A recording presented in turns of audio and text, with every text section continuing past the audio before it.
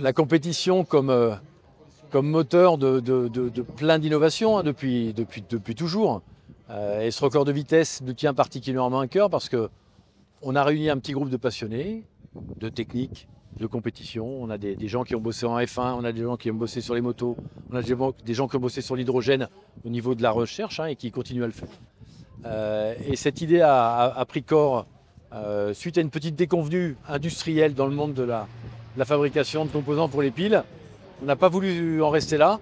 Et on s'est dit en plus qu'on voulait lui donner une petite touche bénévole et prouver qu'avec un groupe de passionnés, sans trop de moyens, on pouvait faire des choses intéressantes, y compris dans une région qui n'est pas très réputée pour son industrie, alors qu'il y a de très belles entreprises et qu'on a plein de choses à faire valoir dans cette petite région Centre-Val de Loire, plutôt connue pour les châteaux et pour son bon vin.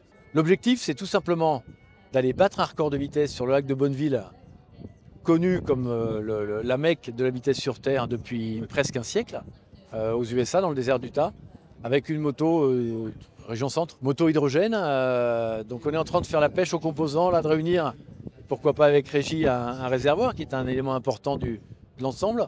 Parce que sur une moto, on a deux enjeux. L'hydrogène, on l'utilise beaucoup sous forme statique aujourd'hui, sur des groupes qui sont au sol, où l'engrobement n'est pas très important. Sur une moto, on a un facteur SCX, donc ce coefficient de pénétration dans l'air qui est très important. On ne peut pas emmener ni de poids, ni trop de surface, ni trop de volume.